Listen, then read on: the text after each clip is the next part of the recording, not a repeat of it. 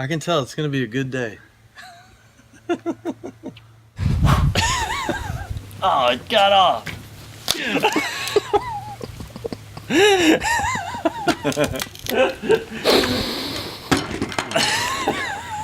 Fish. Live it up, live it up, live it up. Live it up, live it up. Live it up, live it up. Live it up, live it up. I only know one life. I first found out about Tree Sound when I was looking for a place to record in Atlanta. Gonna get it again. This one. Of course, you can see I walked around and just loved the environment, loved the people. Then I met Paul, who owns it. He said, you know what, this next record, we're gonna make it happen here at Tree, you know, family style. So when I came out to this lake, it was kind of the final hour. We're either gonna find out that you're not able to do this and be happy with what you make, which would be the way I've been for 10 years, or you're gonna make something you like and then you can move on from that too, you know, and create more music. It was like I had 100 paintings in the closet with no frames around them and no one had ever seen any of my paintings. You know, it's like a really frustrating place for an artist to be. When I am suffering.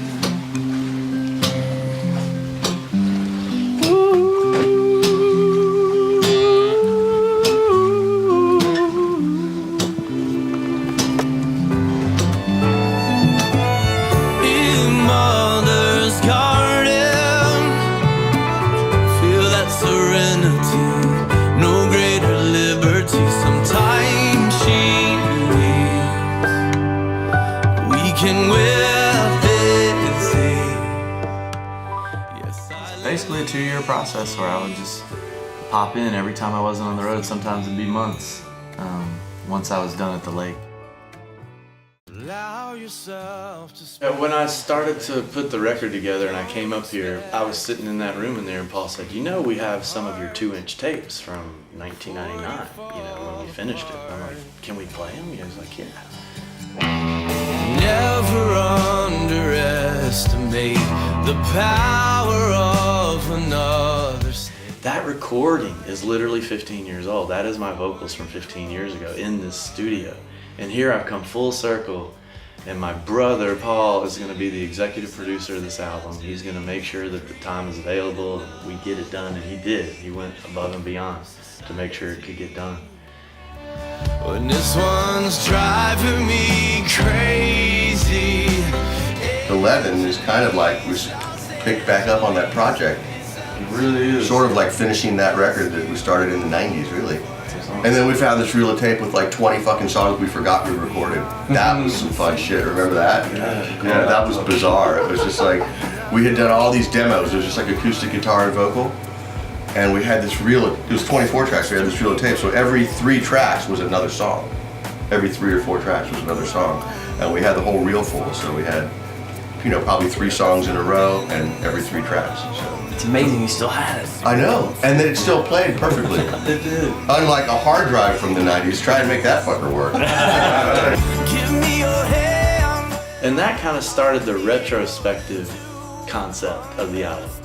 Once I realized Los Angeles was in there, and then I was like, wait a minute, I've got these songs I wrote in the mid, you know, like 2005. I started realizing there's a timeline here. It was an album that was going to kind of encompass my whole career from my perspective.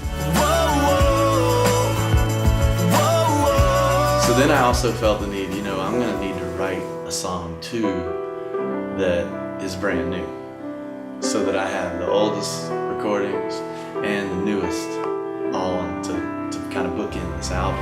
Well, I guess it's necessary. I don't want to tell you what to believe. I don't want to tell you how to feel. I don't want to tell you what is right and wrong and what is or isn't real. Well, I don't want to tell you how to live. I don't want to tell you how to be free. I won't tell you how to be you. Don't tell me how to be me. I won't tell you how to be you.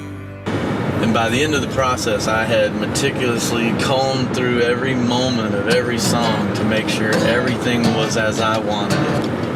Then when I present it to someone, I have no one to blame if people don't like it. You know, it was gonna be all on me, so that was a lot of pressure. Because like music isn't math. I couldn't tell, oh yeah, everything on both sides of the equal sign is equal. This problem is solved. This all makes good sense, you know. It's a matter of opinion and feeling, you know, individually of people outside of myself.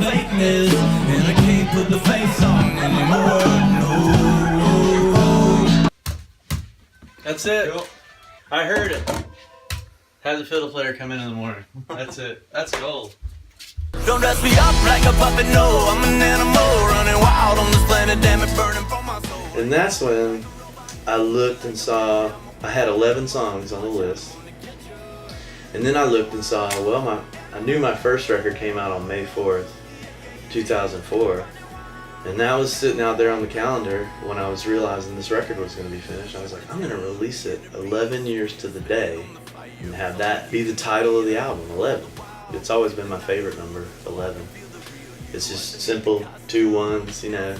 So it all kind of came together at once. Like, wow, this album really is going to be made and it's really going to be released. And now I know what it's called and I know when it's coming out and it's all themed together, you know. So it was a little grindy to the end, but it's, I guess, you know, they say it's good to have deadlines, and we had a hard one. It was like an 11-year-old deadline. It had to be hit.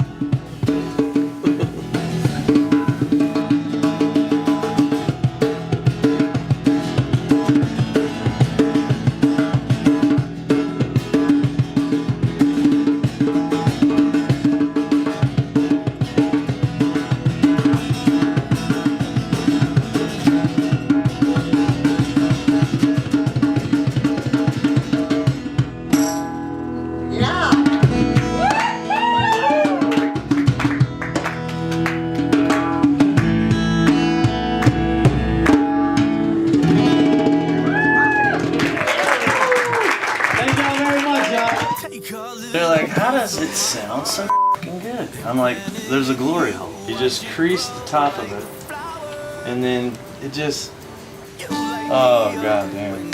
Don't stop. I'll show it to them. I'll be like, you know, I want them to see it.